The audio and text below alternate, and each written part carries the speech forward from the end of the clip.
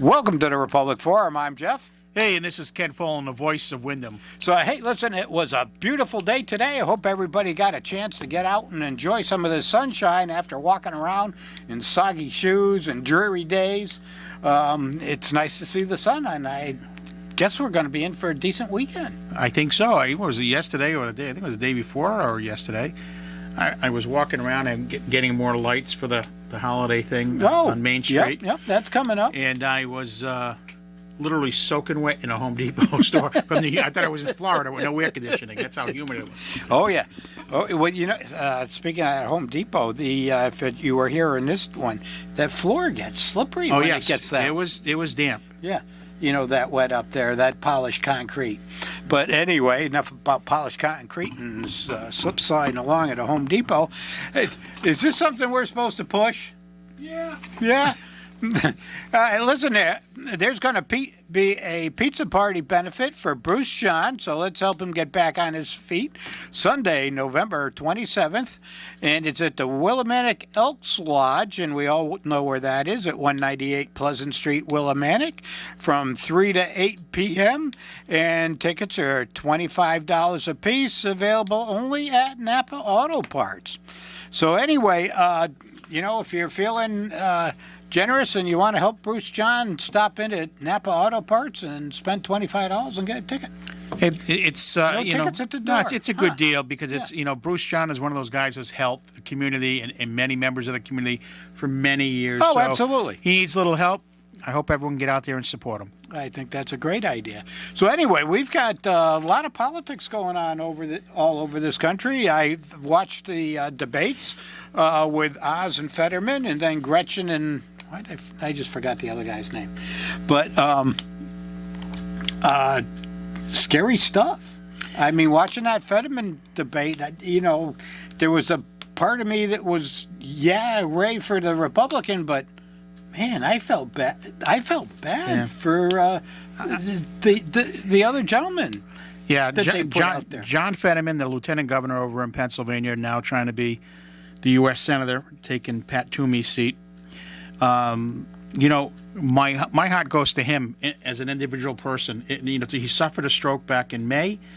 I don't think he was honest with himself. I don't know if his family was honest with him or his campaign team. But honestly, after watching him debate and trying to communicate and process and have all those thoughts go through, typical of many stroke victims, he should have dropped out then, let the Democratic primary go on without him. To try to be sneaky, and this is Democratic playbook. His team, held him out of the bunkers, figured early voting would start it, and that did start in Pennsylvania. 645,000 people cast their vote without hearing this man try to utter a syllable and put a sentence together. It was so sad. It was breaking my heart to see this guy in the situation with, because if it was, someone in my family, they would have been in some kind of a cardiac rehab unit in therapy to get his speech back and connections to the best of his ability, instead of him pushing him around like a robot on a campaign. And when it came to the question about fracking, and they showed the 2018 quote of him saying he's against fracking, I just felt like his brain was about to explode trying to defend himself, because he kept saying Oz, his rule for the whole campaign was Oz is a liar. Yep. Well, he proved himself to be either a very big liar, because all he had to simply say, well, that was 2018, I've educated myself on the issue, and I've evolved now to support it. That would have been the smart thing to say. But to just stand there and say, oh, no, I've always supported fracking, when they're showing you black and white, your quote saying what you said, and you're totally in disagreement with yourself, either you're lying or you don't have the capacity to come up with the correct response. And that's what Pennsylvania voters, 645,000, I'm sure not all of them voted for Mr. Fetterman, but in reality, this is the same kind of baloney they did with Joe Biden. Well, he was in the bunker, and people did not get an opportunity to see what they were buying. They didn't witness his gate back then. They wouldn't have, a gaffe is a gaffe. We all screw up. Yep. But to mumble, stumble, fumble, and shaking hands with the wind and needing directions as to which way you're going in your own backyard, and licking an ice cream like you're 4 years old on the camera all day long. That's what you bought because you didn't go into the store to check it out. Wait a second. I know. Wait a Stop. second there. No. Ice cream is good. I don't care whether you're 4 years old, 40 years old, or 80 years old. I like ice cream. So I won't blame him for I'm not blaming him eating ice cream, having him ice cream. But like you said, there are a lot of similarities there where Jill's leading Joe around and. You got to go this way, and he's getting lost. But I really feel bad for him because I think, they had a lot of the stuff that was on a teleprompter for him to read because they said, he has problems processing. Even if they were giving him the answers on a teleprompter, and I think they were trying to, he wasn't processing it. Mm-hmm. And, for the people in Pennsylvania, the heck with him being a senator, I think I'd start looking at him to be recalled for being the lieutenant governor. Because at this point, I don't think he's, He's not doing a job. There's no way he's doing can a do the job. There's no way. And you can only, your team as a senator or a lieutenant governor, your staff, let me tell you, in the end, you've got to make your decision. You've got to pull the lever and vote one way or the other in the Senate. You've got to call when you're trying to broker a deal with other senators and work in a group. You've got to be able to read and understand what you're reading. And I'm not saying someone with disabilities cannot be, because they are. There's plenty in every job and every facet in our world. But this guy still needs to go and should be in therapy to improve the balance of his life instead of being rolled around in the campaign. This is ridiculous. The other thing too is, I think the Democrats even, pushing him through at this, he's just going to be a carbon stamp for whatever they want to put in front of him. Yeah, exactly. Too. Yeah. So, I can see where they'd want to continue with it. And at this point, it's too late. Yeah. Other than having him pull out of the race, it's too late. They can't introduce another candidate or anything like that at this late stage in the game. Well, wait a second. Maybe Hillary could run down there and take a spot. Well, she could move. It wouldn't take very long. Carpetbagger.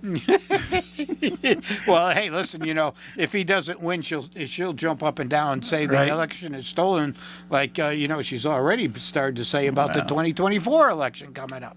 Well, hopefully she sits in the sidelines, but I don't think she knows what that is. Let her enjoy being a grandparent. God almighty. Anyway. Then you got Fancy Nancy, too. That drives me nuts. Now, all of a sudden, the Democrats. Are for law and order. Yeah, they're the law and order party. Oh, yes. They defunded the police for the past 3 years, caused utter chaos throughout this country, letting the criminals rule the streets of America. Yep. And all of a sudden, I can remember some local politicians being on the same side of that. Oh, yeah. They're singing different tunes now, of course, but whatever. That's the playbook. They say what they want. They believe what they want. And if they say it enough times, you think most Americans will believe what they're saying. Well, I really think a lot of the Americans aren't believing what they're saying anymore. Not right now. No, because it's hurting their pocketbook. Well, it's not only hurting their pocketbook, but, I think a lot of people are starting to get smarter and say, especially seeing that the Democrats have come out and they talk to you, oh, we're for you, we're going to do this, we're going to do that, especially the minorities, we're in your corner. And after they win the election, they just disappear. They forget about them altogether.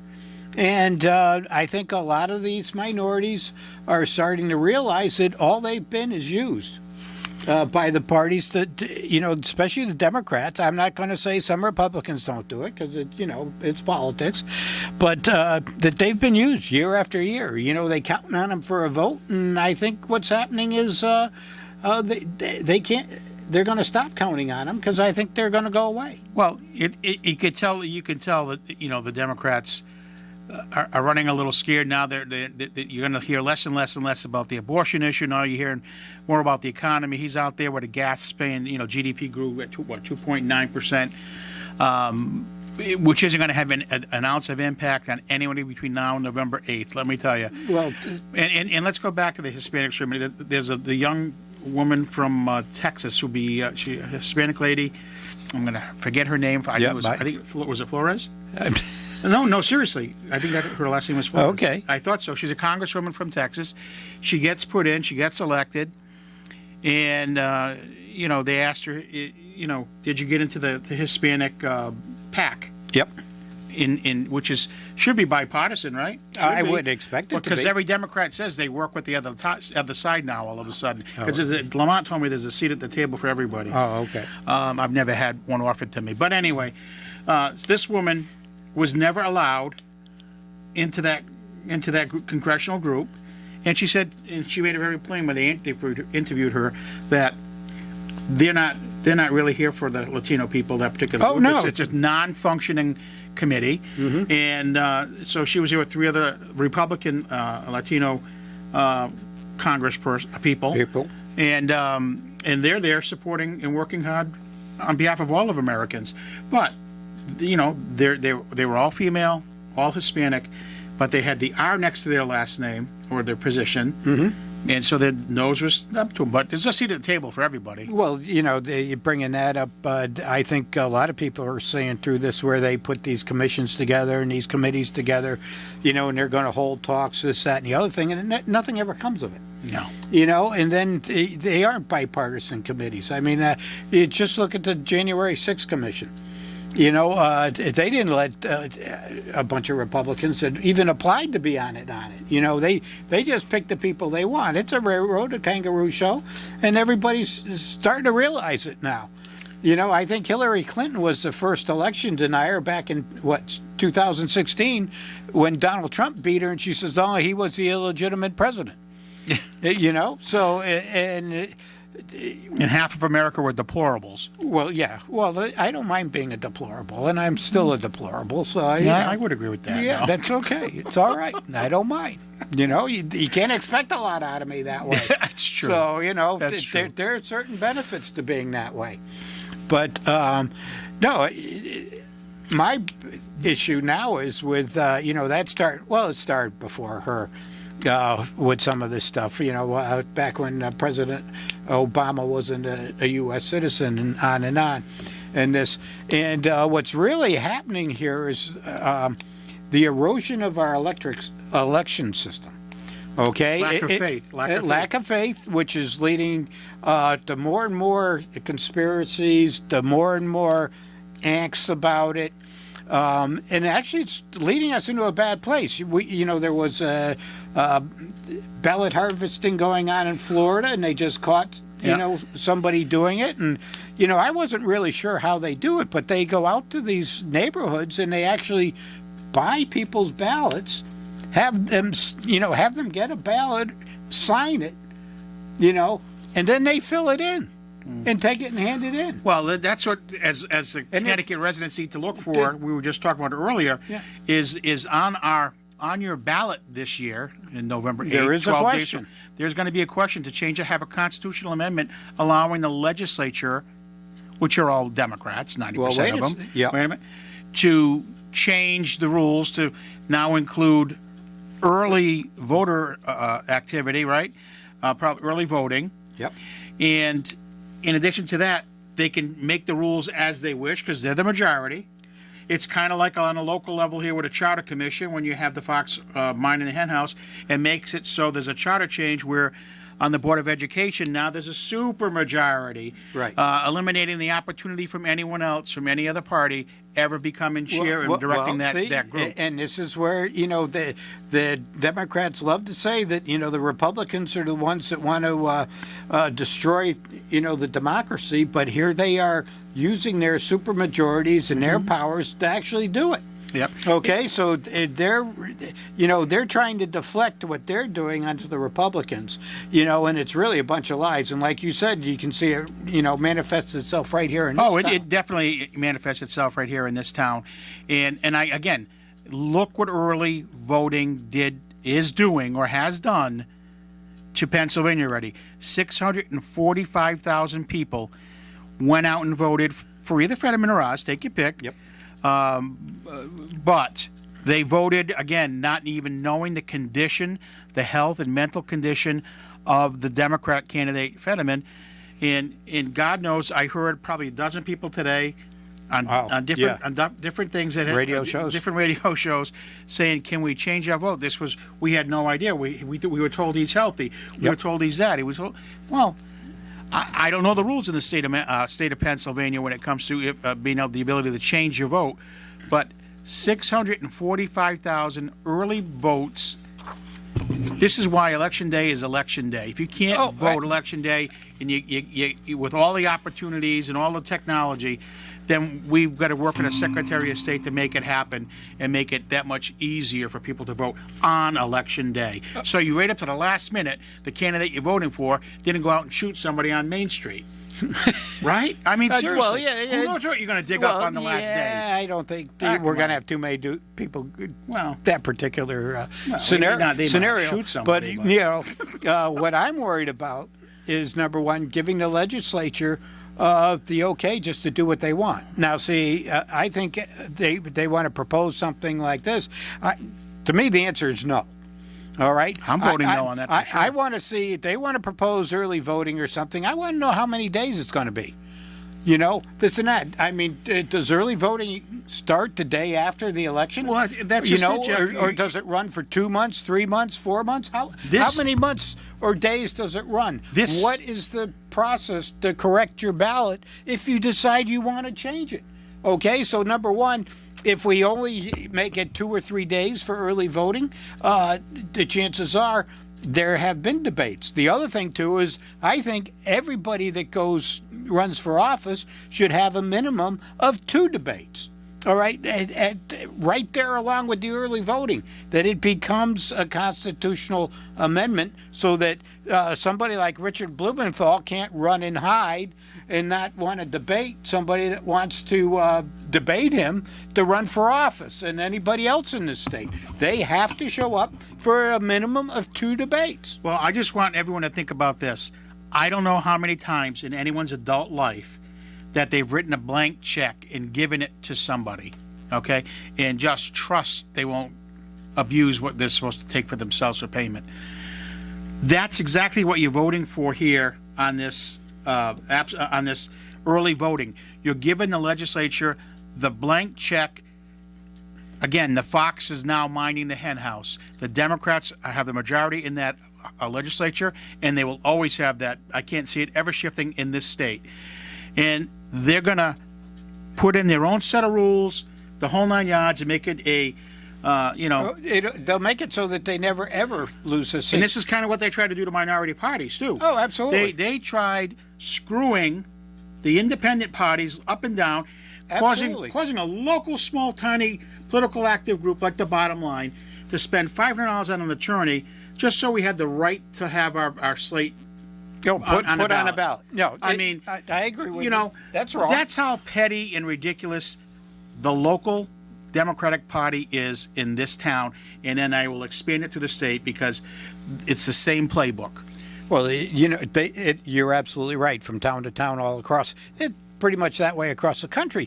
But you know, they're so worried about losing their power, and so what are they doing? I mean, Lamont's. Listen to some of his ads. You know, they should be fact checked and things like this. And a lot of it's just lies, or if it's not an out and out lies, it's extremely misleading. You know, that he balanced the budget. We still, $130 billion in debt? Or $1 million in debt. I forget whether it's a B or an M, but it is BM. But you know, if it wasn't for the federal COVID money coming in, we'd be broke. We'd be behind the 8 ball. Well, wait a second. I think we're the ones with the highest per capita debt. Was it $68,000 per person? Yeah. In this state? That's the debt that we owe right now. So how do you have a balanced budget? But if you listen to him, if you listen to Governor Lamont, everything's coming up roses. Yeah. And he's willing to have a seat at the table with anybody. Well, yeah, you know, especially down south where his wife is opening a new company because Connecticut's so, you know, business friendly. Right. I mean, we've got taxes up to Kazuzu. You know, one of these days I got to get a list and come in here, and I won't need anybody else that day because it'll take the whole hour. Okay. To read all the fees and all the taxes on everything that goes on. I mean, I got a fuel oil delivery for the heating oil at the house today, and it was $5.69 a gallon. Now, That's some good oil. well, you can shop around. You can, maybe find it down around 530 something, or, and it might even 5.5 is probably the average rate about now. Yep. In So, this area. and I topped it off. I'm glad I only needed 117 gallons, so it came to $666 Right. some odd cents. But that's a lot of money. I can remember whole winters where I didn't spend that much money. Buying oil and having more than one delivery. Right. No, it's gonna. I'm telling you, I feel it is going to be one of the worst situations for people in I'll say Eastern Connecticut, not just Windham. Well, no, I think all New England. We're going to suffer. I mean, it's going to be tough. But something, Jeff, I a little optimistic more than I was. Remember, we had the red wave, then it kind of flattened out. Yep. Now the steam is happening, and it's happening at the right time. We got 12 days to go.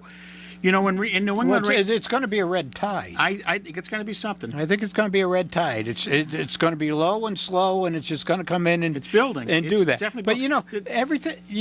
They talk about how wonderful everything is here. When home heating oil's $5.50 a gallon, mortgage rates. $7 for a dozen of eggs, by the way. Oh, okay. Well, I've got chicken, so I. But anyway, You're ready for the world to end. I know that. Anyway, bunker. the mortgage rates over 7%. Over now, 7% for the first since time. 2003. And they're looking at another hike. Yeah. This is going to. Well, the the housing Federal mar- Reserve is going to put us. The housing market's already prices are coming down. Yep. The mortgage rates are going to. I hope that God they never go as high as when Jimmy Carter was at 21%. Oh no, that was absurd. Anybody that buys I know, but like that is this just lost this their Federal mind. Reserve is really pushing the brakes hard. So they're seeing something that you and I are not seeing. I think, right? Well, I mean, they've got to be. no, I think what they're actually trying to do is they're trying to collapse a lot of the economy, because it's going to give them a better. The Democrats, I feel, look at it. It's going to give them a place where they can step in. Biden made a crack the other day, about the debt ceiling, and he just said, "What debt ceiling?" and kind of laughed it off. Oh yeah, it's all a joke to him. Yeah. He's so insulated from reality, it's not even funny. Well, with Nancy and Schumer and the rest of the Well, gang. a lot of those people are insulated. Yeah. They're all multimillionaires. John Kerry talks about climate change and all this stuff, but he flies back and forth in his jet. He's got a bigger carbon footprint probably than all of Wyndham. Yeah. When you look at these guys and Gates and stuff like that. I think, this is my opinion, I think there's a whole cabal out there that wants to kill off a lot of the population. They want to see anarchy and things like that, because the world would be a better place if there were fewer people in it and it was only theirs. Well, anyway, so Okay. what I was saying about the red tide. There's some craziness for you. What I was saying about the red tide was right now, currently in New England, between the House and the Senate, there's only one Republican, right? That's Susan Collins out of Maine. Yep. Senator Susan Yes. Collins out of Maine. Not our dear friend here in Wyndham. No. Susan Collins. Although I've taken some of her Susan Collins signs from Maine and gave them to her as a gift back in the day. It's kind of a guy I am. But anyway, so there's only one. But it's looking like we might have at least two more coming on board, right? I mean, I think think again, so. there's going to be a congressional seat out of Congressional District 2 in Rhode Island. It's going to be Alan Fung. He's got a comfortable lead of 10 points. And I think Johanna Hayes is in trouble. And we got 2 more weeks to go, but they finally have a poll out. I think it was Emerson put it out. Yes. That George Logan is ahead of her. Dead heat statistically, Yeah. but when you have that momentum shows, he's winning by a point or two, it helps. The momentum is definitely there.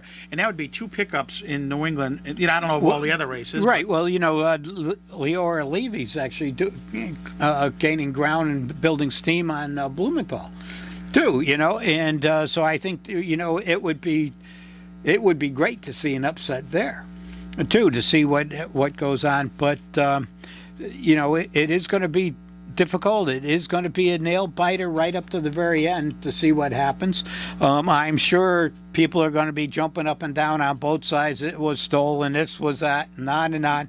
And you know what? That's another reason in this state is to say no to early voting.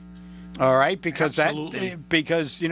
that would make this state a whole lot safer, and you would be able to have a lot more confidence in the actual voting process. But we've got to go pay our bill, and we'll be right back.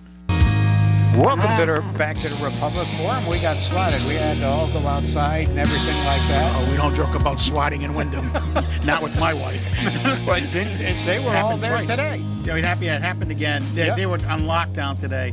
Okay. But they had two actual swatting incidents. It's what said September, where at that point, when it's a live shooter call, Yep. they literally go in with the AR-15s and have to go do it. That's their procedure. If sometimes it's just a lockdown where there's no one saying they actually have a gun on premise, but there's some kind of a threat, that's a whole different thing. And it seemed like every time my wife was in the building, I was out of state, and I'm getting a text message that I gobbled. I just saw a gun. I'm like, where aren't you at school? Where are you? You're right. No, you're absolutely right. It's bad. It's not something to joke about, but where's all this coming from?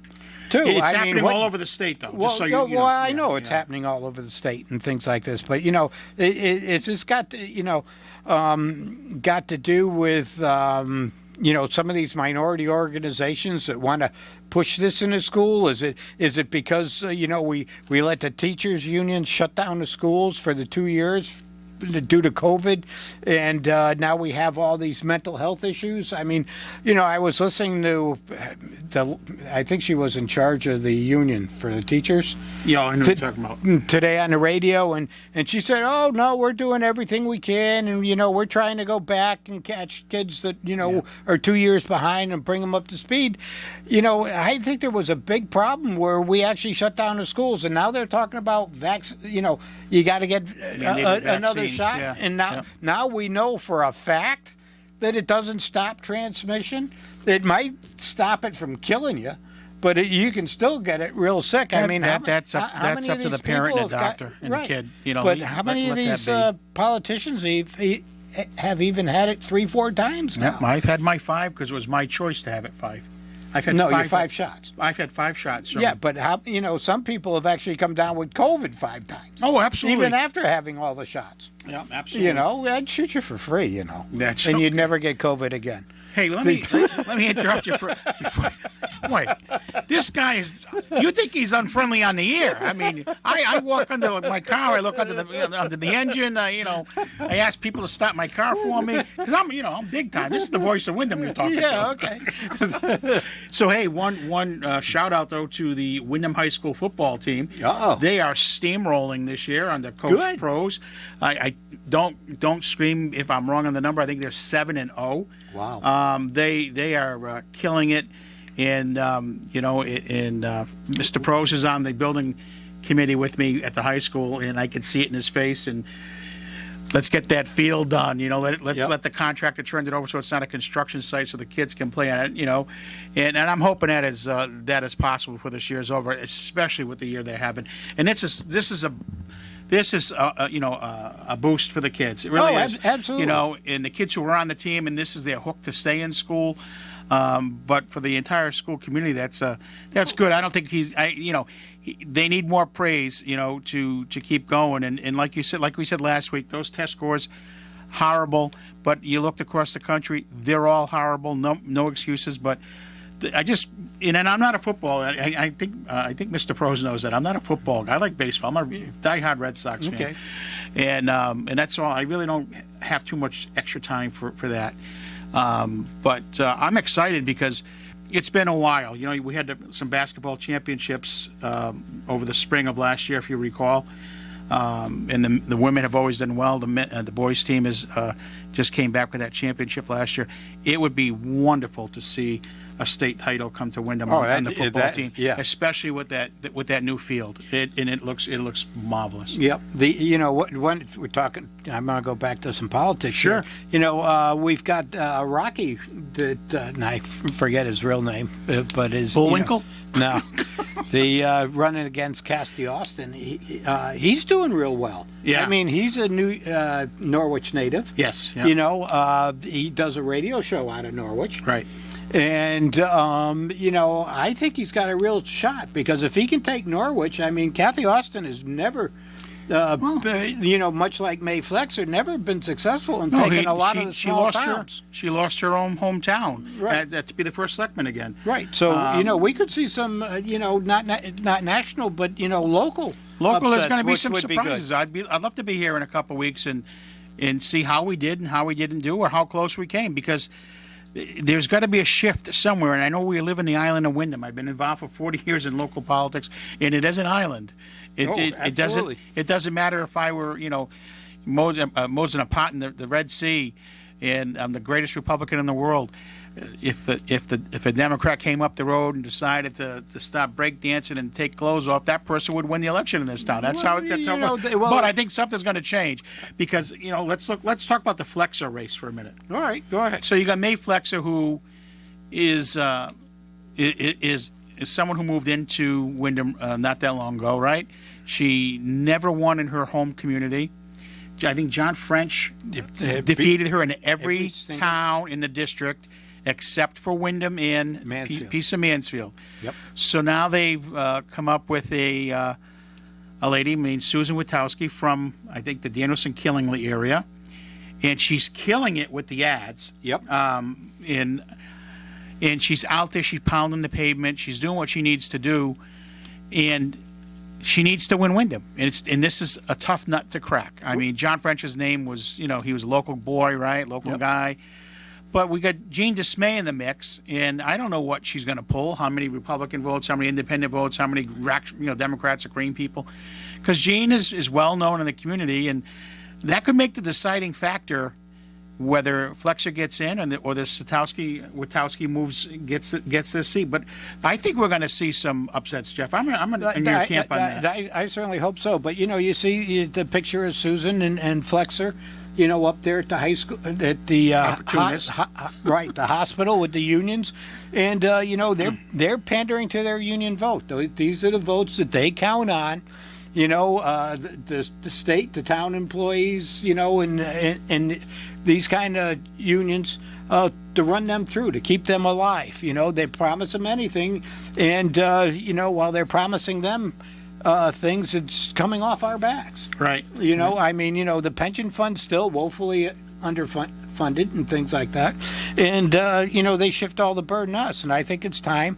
We don't have the people leaving as fast as we used to, but people are still leaving. And if we're not at a net loss of people every year, the people that we're gaining aren't the same caliber as the people that are leaving. Right. Because if you can afford to leave, you leave. A lot of people stay for family, this, that, and the other thing. But I'm looking at things going up, and I see seniors and things like this. Even if they get the 8% on the Social Security, that's not keeping up with gas, grocery store, and on and on. It's just not going to do it. And then you have, unions going out on strike, and especially if they're seniors, they need health care, and those costs start to rise. And it's an untenable, situation that's going on, and something needs to be done. Somebody has to step in and say enough is enough. Speaking of enough is enough. I'll leave, Jeff. It's okay. Anyway, I can't. That was a big door you opened there. But anyway, I need one, for God's sake. I'm back on the donuts. I'm not going there. Okay, the governor's race. Oh, geez. Ned and Bob, and same with Blumenthal. They're all winning, and it's been the same, percentage for the past month. Every single day, it's the same percentage. I think they're just lying to us. Well, it is funny because there's been a shift all over the country, right? Right. Independents, 18 to 20% shifting towards the Republicans. Latinos going to the Republicans. The African American community going to the Republicans, right? Yep. Probably still struggling with the female vote, going to the Republicans. Oh, wait. But I'm just facts, right? Right. So if all that's happening all over the country and all these tight races are now edging likely to Republican wins, why is it that Bob and Leora, their polls haven't changed in 3 to 4 weeks when when we were on speaking on that issue, and it's showing 15%, and the red wave is gone, and this and that. Well, how is it not happening at all? Like there's not even a red river running in Connecticut, apparently. Well, the only red river running is, what The they're- deficit? No, well, the deficit and the blood they want to extract from us. But I also think that there's a lot of the media, that we hear and get out here in Connecticut comes out of New York. Yes. And they really pull for the Republican Party. But you talk well, abortion. Bob Stefanowski has come out and said that he's not against total abortion. Tom and Right. I used to have this battle, and you know what?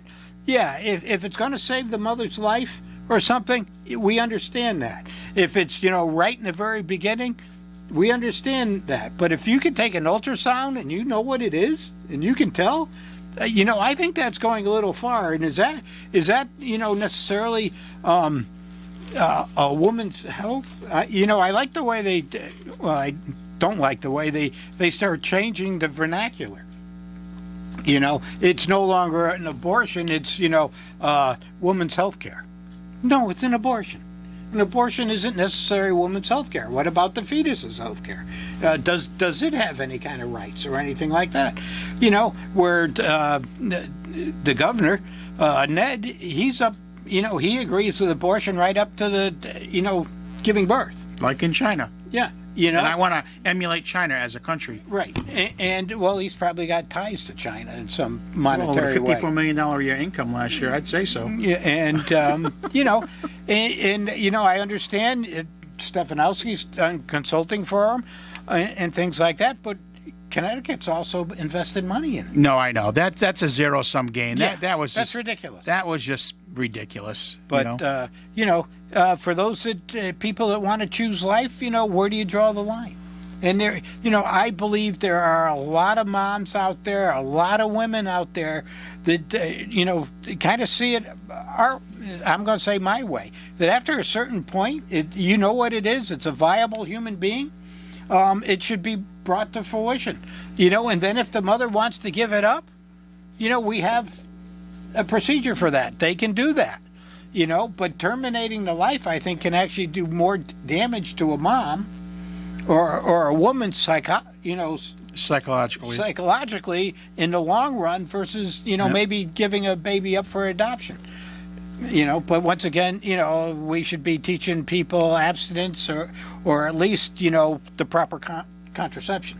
Mm-hmm. If that's, but this kind of thing that's going on, then I'm not that well versed in it, but these things I've seen on television about the drag queens. Oh yeah. Putting on these Yep. shows and this and that, for first, second, fourth graders, Right, kids right. like that. I mean, come on, what's going on? That would have been child molestation. And now we can't call them pedophiles anymore. We're supposed to call them something other than that, and things like this.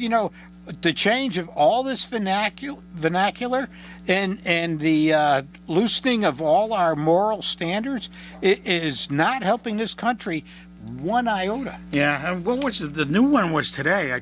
And it came out of Stonington School District, where the flag, the gay pride flag within the classrooms and so on and so forth. And I'm thinking to myself, what happened to just the American flag to pledge allegiance and teach civics to these kids? Why is this happening? So, I read about that too. And one of the big things that they pushed was, we want to be all inclusive, and in the name of it being all inclusive, we want the LGBTQ XYZ group involved. And there are just too many letters now. I can't keep track of it. There are 27 letters. Jeff, these are little kids. Well, I understand that, the little kids and things like that. But the other thing is, to be all inclusive, why, so what's wrong with bringing a Bible to school?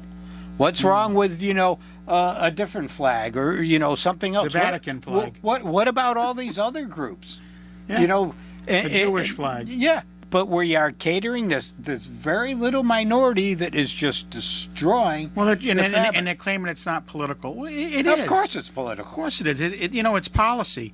And, again, I'm an open book. I could give a damn about anything, whether it's your race, creed, colors, sexual Absolutely. orientation. I don't give a damn. But geez, the kid's going to school.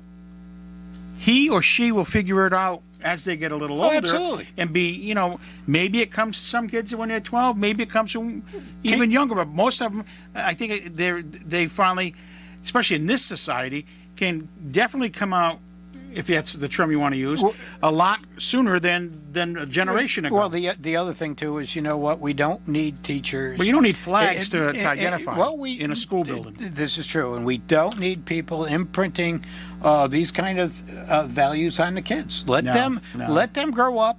Let them learn how to problem solve and figure it out on their own. Right. This is mom and dad. This is where the public, and this is where the parents and the public need to absolutely speak up. Absolutely. And if they want it, then so be it in Stonington. If they don't want it, well, but the parents don't, the school committee said yes, and there you go. Now you're going to have a war in that district. Well, and that means, you know what? You get rid of that school committee. And maybe in all these towns that we have, we need a right to recall. I don't care whether it's a school committee, a first selectman, anybody that's making policy like that, and be able to recall them. And you can make it a 50% vote or something. Whatever the numbers of the town are, you can make it set a pretty high bar.